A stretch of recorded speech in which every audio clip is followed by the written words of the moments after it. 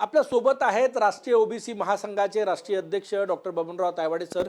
जरांगे पाटील पुन्हा एकदा आक्रमक झाले आणि त्यांची प्रमुख मागणी आहे की 2 सप्टेंबरचा GR रद्द करावा किंवा त्यात सुधारणा करावी अशी मागणी त्यांनी केली.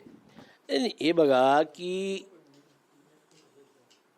2 सप्टेंबरचा जो GR राज्य सरकार सुधारणा करा म्हटले ना ते. आपल्या सोबत आहेत राष्ट्रीय ओबीसी महासंघाचे राष्ट्रीय अध्यक्ष डॉक्टर बबनराव तायवाडे सर. जरांगे पाटील पुन्हा एकदा आक्रमक झाले आणि त्या GR मध्ये सुधारणा करण्याची मागणी त्यांनी केली आहे 2 सप्टेंबरच्या.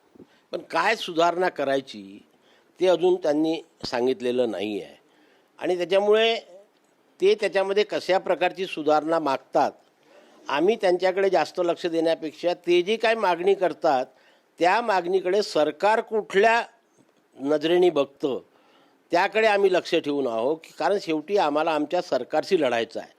आमच्या सरकारने आमच्या ओबीसीच्या आरक्षणावर कुठल्याही प्रकारची गदा आणता कामा नये हे आमचं प्रमुख ध्येय आणि उद्दिष्ट आहे.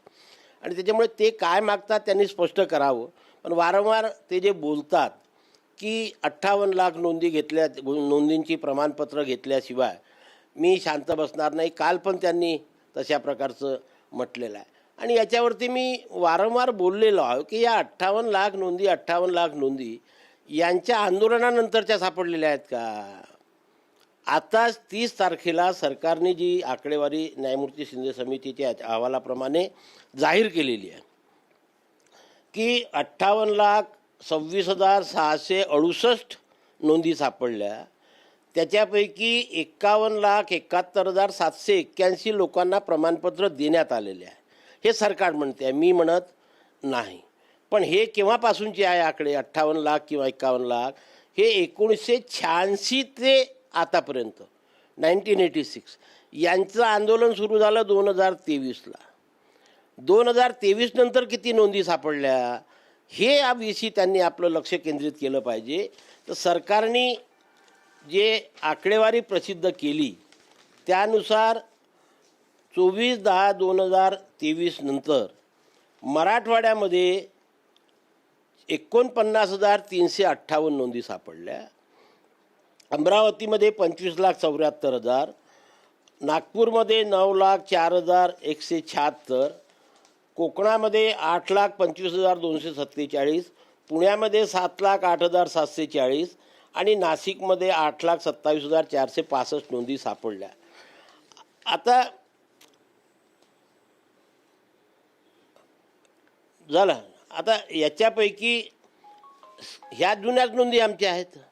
आता त्या सरकारने जे केलेलं आहे की 24/10/23 नंतर जे प्रमाणपत्र इश्यू झाले म्हणजे आंदोलनानंतर ते मराठवाड्यामध्ये 3,11,000, बाकीच्या 1,76,000 अमरावती आहे, 1,41,000 नागपूर आहे, त्याच्यानंतर 1,11,000 कोकणामध्ये आहे, 2,28,000 पुण्यामध्ये आहे आणि 4,61,000 नाशिकमध्ये आहे.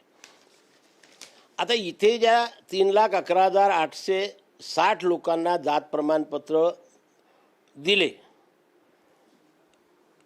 त्यापैकी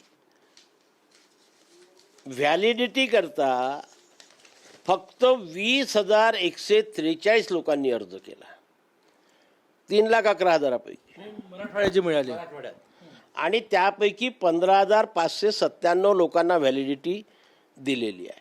इतर विभागाचा जर आपण अभ्यास केला व्हॅलिडिटीचा तर नागपूर विभागामध्ये, अमरावती विभागात 53,712 लोकांनी अर्ज केले, 49,000 लोकांना वितरित झाले. 57 लाख नागपूरमध्ये आहे, 57,056 लोकांना प्रमाणपत्र दिले. कोकणामध्ये 19,000 आहे, 16,000 लोकांना अर्ज दिले. पुण्यामध्ये 25,703, 17,000. बाकीच्या याच्यामध्ये 90-95% वर लोकांनी जेवढ्या नोंदी सापडल्या त्याच्यापेक्षा जास्त अर्ज केले आणि त्यांना प्रमाणपत्र, कारण त्यांच्याजवळ पूर्ण कागद आहेत.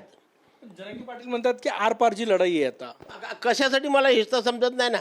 त्यांनी ते स्पष्ट करा. मी आता जे सरकारने प्रमाणपत्रांसाठी, अरे तर ओबीसी प्रमाणपत्रामध्ये त्यांनी अर्ज तर करायला पाहिजे. लोकांनी अर्ज केल्याशिवाय प्रमाणपत्र कसे मिळणार?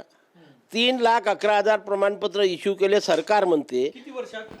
23 नंतर त्यांच्या आंदोलनानंतर 24/10/2023 नंतर मराठवाड्यामध्ये 3,11,860 लोकांना प्रमाणपत्र निर्गमित केले. याच्यापैकी व्हॅलिडिटीसाठी किती लोकांनी अर्ज केले? फक्त 20,000. म्हणजे तुम्ही अर्जच करत नाही तर व्हॅलिडिटी कसं मिळणार असा प्रश्न आहे तुमचा. पहिले जात प्रमाणपत्र समजा तुम्ही मिळवलंही, पण त्याच्यानंतर व्हॅलिडिटी करता जे आवश्यक कागदपत्र पाहिजे ते कागदपत्र असल्यावरच तुम्ही व्हॅलिडिटी करता जाणार. म्हणून ते काल असं बोलले की व्हॅलिडिटीचे नियम सरकारने बदलवावे. व्हॅलिडिटीचे नियम सरकारच्या हातामध्ये नाहीच आहे, तो सर्वोच्च न्यायालयाचा निर्णय आहे. केंद्र सरकारने तयार केलेले ते नियम आहे. मग केंद्र सरकारने जे नियम तयार केले ते कोणाच्या सांगण्यावरून राज्याला बदलवण्याचा अधिकार आहे का? आता म्हणजे माझे शेवटचे 2 प्रश्न. जरांगे पाटील आरपारची लढाई म्हणतायत, त्यांना ओबीसीच्या ताटातून हवं आहे, ओबीसीतून प्रमाणपत्र हवे आहेत म्हणून ते म्हणतायत. ओबीसी समाज कुठल्या भूमिकेत आहे आता त्यांच्या आंदोलनाच्या पार्श्वभूमीवर? बिलकुल आम्ही कुठल्याही परिस्थितीत आम्ही सरकारच्या भूमिकेकडे लक्ष आहो की सरकारने कुठल्याही परिस्थितीत सरसकट शब्द मी आताही पाहतो, सरसकट कुणबी प्रमाणपत्र देण्यात येऊ नये आणि ओबीसीच्या आरक्षणाला 0.1 सुद्धा धक्का लागता कामा नये. लागला तर आम्ही रस्त्यावरती येऊ ना. आम्ही आमच्या संविधानिक अधिकाराचं रक्षण करण्याकरता कालही सज्ज होतो, आजही आणि उद्याही राहणार आणि आमच्या 27% आरक्षणाचं आम्ही संरक्षण करणार. धन्यवाद. कॅमेरामॅन सचिन सायामसह गजानन उमाटे, TV9 मराठी, नागपूर.